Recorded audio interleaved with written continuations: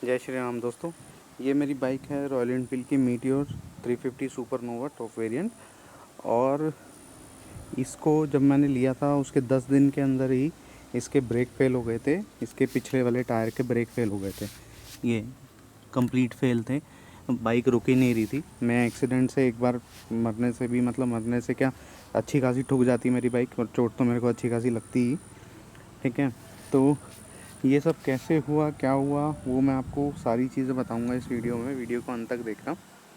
तो चलिए शुरू करते हैं। तो हुआ क्या था, इनिशियली इसकी फ़र्स्ट सर्विस जब मैंने कराई थी, हफ्ते भर में ही करा ली थी इसकी फ़र्स्ट सर्विस मैंने, क्योंकि मेरा अप डाउन हर दिन का ज़्यादा होता था, 130 किलोमीटर्स के आसपास। और जो 500 किलोमीटर्स पे इसकी सर्विस होती है पहली, वो मैंने करा ली थी। उसके बाद उसके 3 दिन बाद क्या हुआ कि बाइक में से आवाज़ आने लग गई। बाइक में से आवाज़ अब जब आ रही थी तो मैं मेकआउट नहीं कर पा रहा था वो कहाँ से आ रही है। मैंने पूरा इंजन वगैरह बाहर से चेक किया, बाइक चेन वगैरह सब चेक की, जो भी विजिबल पार्ट्स थे कि कोई चेक कर सकता, वो मैंने सब चेक किया। लेकिन पता नहीं चल रहा था कि बाइक चलने पे आवाज़, खड़ी थी तो बाइक कोई आवाज़ नहीं आई थी, चलने पे आवाज़ आ रही थी। तो क्या हुआ कि जब 40-50 किलोमीटर ही चल गई, उसके बाद क्या हुआ, जो इसकी बाइक की ये इंजन की जो लाइट होती है, ये वाली, ये जो लाइट होती है इंजन की, ये ऑन हो गई। मतलब कि बाइक के इंजन पे स्ट्रेस पड़ने लग गया। अब जब ये हुआ तो मैं थोड़ा घबरा गया मैं कि अभी नई बाइक है, ऐसा क्या हो गया कि इंजन पे स्ट्रेस पड़ रहा है और आवाज़ आ रही है चेन में से। तो मैं ऑफिस जाने के बजाय डायरेक्टली मैं इसको सर्विस सेंटर ले गया था, जहाँ मैंने ये बाइक सर्विस कराई थी। उसके बाद क्या हुआ, उन्होंने मुझे बताया, उन्होंने चेक किया और उन्होंने मुझे बताया कि सर आपकी चेन जो है वो बहुत ढीली हो चुकी है और सूख गई है, तो इसलिए इसमें से चेन में से आवाज़ आ रही है। तो मैंने कहा ठीक है, अब जो भी है, मतलब क्योंकि उसमें फिर चेन टाइट होती है और जो चेन क्लीनिंग का और ऑयलिंग का, ल्यूबिंग का प्रोसेस है वो होता है, जो जिसमें 250 के अराउंड या 225 के अराउंड खर्चा आता है। फिर जब ये हो गया, तो जब ये हो रहा था, मतलब जब ये स्प्रे कर रहे थे, इस पर चेन वगैरह पे स्प्रे कर रहे थे, तो आपको पता है स्प्रे जब जाता है तो वो डायरेक्टली कहीं पे भी करेंगे आप, डायरेक्टली चेन पे, अगर आप इस पार्ट पे कर रहे हैं, इस पार्ट पे, तो ऐसा नहीं है कि वो यहाँ तक नहीं जाएगा।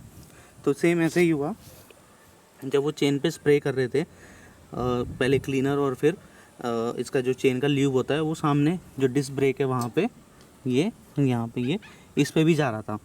उस समय मैंने उन लोगों से बोला, जो कि वहाँ के, जो भी वहाँ पे सर्विस एडवाइज़र थे, ये मैंने करवाई थी NDMC, जो north Delhi motorcycle corporation limited है, वहाँ पे।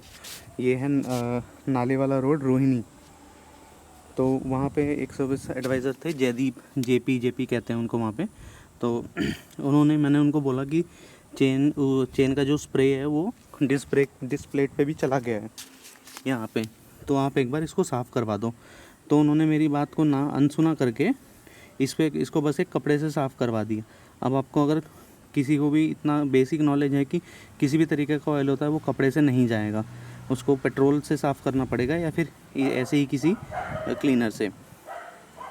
इसके साथ साथ उन्होंने क्या किया, मैंने जब उनको और ज़ोर दे के बोला तो इन्होंने इस पर रेगमार मार दिया, जो सैंड पेपर जो होता है रेगमार, वो मार दिया। बाइक को ऑन करके बाइक चला के वो मार दिया, लेकिन उससे भी चीज़ हुई नहीं, क्योंकि उससे पहले जब उन्होंने रेगमार मारा था, उससे पहले जब बाइक जब ये टायर घुमा रहे थे स्टैंड पे खड़ा करके, और तब वो ब्रेक अप्लाई कर रहे थे, तो वो जो ऑयल था यहाँ से जाके, वो जो इसकी ये डिस्क पैड्स हैं, ये उस पर भी जाके लग गया था। अब ऑयल 2 जगह था, इसके डिस्क प्लेट पे और इसके जो ये डिस्क पैड्स हैं इन पे भी था। तो मैंने उनको फिर एक बार और बोला कि आप इसको क्लीन कर दीजिए, और ये अभी साफ़ नहीं है, तो ये हो सकता है ब्रेक में कुछ इशू है बाद में। उन्होंने एक बार चला के देखा, उन्होंने कहा सही है, जबकि ब्रेक कम लग रहे थे। फिर मैंने एक बार चला के देखा, फिर मैंने तब भी उनको बोला नहीं ब्रेक कम लग रहे हैं, काफ़ी कम लग रहे हैं। उन्होंने एक बार फिर से बात को वही अनसुना करके इसको बस कपड़े से साफ़ कर दिया, पेट्रोल से साफ़ नहीं किया। और ना ही मैंने उनको बोला कि आप डिस्क पैड्स वगैरह अगर कोई चार्जेस लेने हैं तो आप ले लीजिए, मैं चार्जेस देने को तैयार हूँ, बट आप अच्छे से निकाल के क्लीन कर दीजिए। लेकिन उन्होंने फिर से अनसुना किया बात को और कहा कि नहीं सर ठीक है। और उन्होंने जब नेक्स्ट टाइम ये साफ़ किया तो थोड़ी सी डेफिनेटली ब्रेक्स को बेटर काम करना ही था, तो ब्रेक्स बेटर काम कर रहे थे। उसके बाद क्या हुआ कि उससे मैं कुछ लगभग 2 किलोमीटर आगे चला ही होऊंगा, मेरे आगे जो कार थी, मेरी जो आगे जो कार चल रही थी, उसने सडनली ब्रेक मारे, और जब मैंने ब्रेक अप्लाई किए तो वो ब्रेक नहीं लगे, और फिर मुझे फ्रंट वाली ब्रेक मारनी पड़ी। तो मैं ऑलमोस्ट उसमें ठुकने से बच गया, और क्योंकि ऐसे सडन में हुआ था ये सब काम, तो मैं गिरने भी वाला था बाइक से। तो यही सब मैंने एक बार मैं ऑफ़िस पहुंच गया अपने, मैं पंजाबी बाग में था उस समय।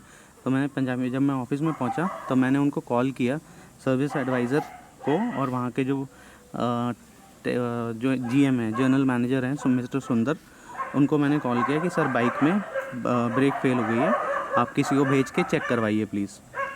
तो उन्होंने किसी को भेजा, जिस बंदे को भेजा था, जिस टेक्नीशियन को उन्होंने भेजा था, उनका नाम सुनील था। तो जब उन्होंने सुनील को भेजा, मैंने उनको बोला, क्योंकि मेरे ऑफिस में जहाँ पार्किंग है वहाँ पे भी कैमरा लगा हुआ था, और वो फुटेज भी रिकॉर्डेड है मेरे पास, कि जब उन्होंने चला के देखी, जब वो टेक्नीशियन आए सुनील, तो उन्होंने चला के देखी, उन्होंने मेरे को बोला हाँ सर ब्रेक फेल है, इसके काम नहीं कर रहे हैं। तो उसके बाद क्या किया, जो उसका सोल्यूशन जो निकला, वो मैंने, सोल्यूशन कुछ नहीं था, सोल्यूशन बस यही था कि इसको पैड, ये जो डिस्क प्लेट है, इसको अच्छे से क्लीन करना था फिर, और जो इसका जो इसके डिस्क पैड्स हैं उसको भी अच्छे से क्लीन करना था। तो क्या हुआ, मेरे पास हमारे ऑफिस में एक स्प्रे पड़ा रहता है जो कि डिस्क प्लेट क्लीनर ही होता है, काइंड ऑफ, जो कि क्या बोलते हैं उसको आप, किसी तरीके का अल्कोहल होता है वो, जो आपके वोर्थ वगैरह कंपनीज़ के आते हैं ना, वो था। तो मैं वो लेके आया, उससे मैंने ये दोनों उनको दे के ये क्लीन करवाए। जो डिस्क पैड्स थे, ये उन्होंने सैंड पेपर पे रगड़े थोड़े से, बहुत ज़्यादा नहीं रगड़ने होते क्योंकि फिर ज़्यादा घिसेंगे ये। एक बार हल्का फुल्का रगड़ के कि हाँ उसकी एक लेयर हट गई है, उसके बाद लेयर जब हट जाए उसके बाद आपको ये वापस उन्होंने जब लगा दिए तो इसके ब्रेक्स अच्छे से काम करने लग गए।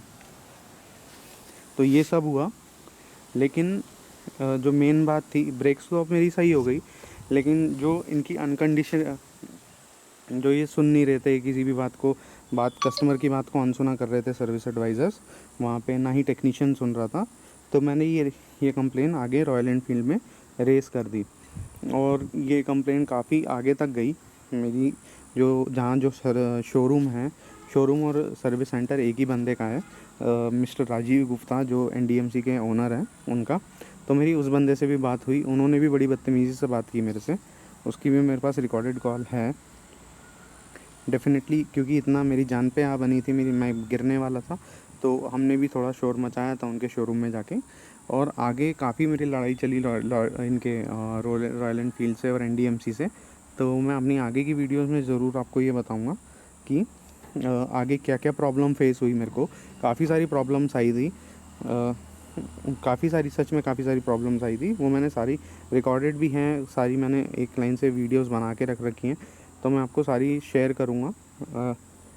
वीडियो आपको पसंद आई हो, आपको नॉलेजेबल लगी हो, और काफ़ी सारी मैं ऐसी इन्फॉर्मेशन भी शेयर करूँगा, जैसे अगर आप किसी भी, मतलब it's not only about royal Enfield, कि आप किसी भी सर्विस सेंटर में जाके अगर कोई भी आपकी बात को अनसुना करता है, या आपकी you are not satisfied with the service, तो आप जाके अपनी बाइक की आगे कंप्लेंट कर सकते हैं उन टेक्नीशियंस की। वहाँ पे जो जनरल मैनेजर हैं, किसी भी लेवल पे बंदा हो, किसी की भी आप कंप्लेन ईजिली कर सकते हैं, and they will get your job done. आपकी बाइक में कोई भी इशू आ रहा हो, वो आपकी बाइक का काम करवाएंगे। तो वीडियो अच्छी लगी हो तो लाइक कर दीजिएगा, चैनल को सब्सक्राइब नहीं किया तो सब्सक्राइब कर लीजिए। आगे आपके लिए बहुत इन्फॉर्मेटिव वीडियोस आने वाली हैं। Thank you so much.